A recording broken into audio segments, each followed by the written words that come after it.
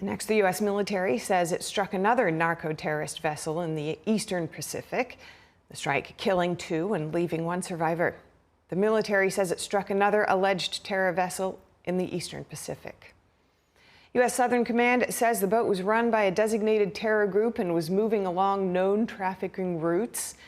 It alerted the Coast Guard to search for the surviving person. It remains unclear whether that survivor was recovered. This marks the 2nd strike in the eastern Pacific in less than a week. Both operations are part of War Secretary Pete Hegseth's campaign against narco-terrorism named Operation Southern Spear. And President Trump is set to meet with Israeli Prime Minister Benjamin Netanyahu in Washington tomorrow, where they're expected to discuss ongoing negotiations with Iran. NTD's Washington correspondent Mari Otsu brings us more from the White House.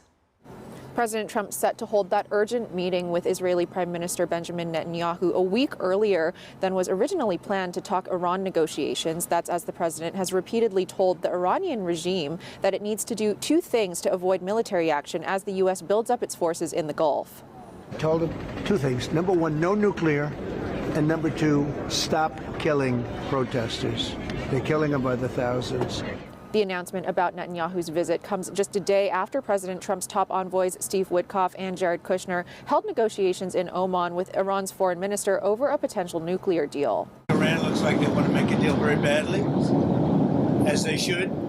Last time they decided maybe not to do it, but I think they probably feel differently. It'll be different than last time.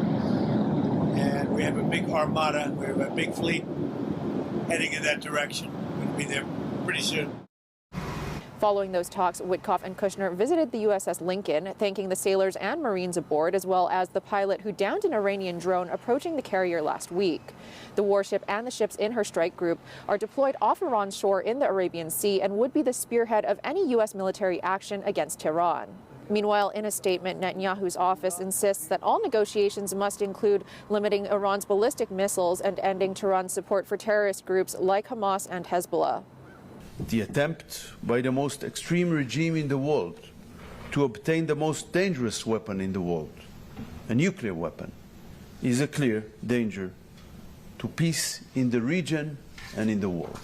This comes as the Iranian regime leader urges Iranians to unify and participate in the coming anniversary of the Islamic Revolution. That's the 1979 uprising that ousted the pro-Western Shah, installing a dictatorship that enforces Sharia law.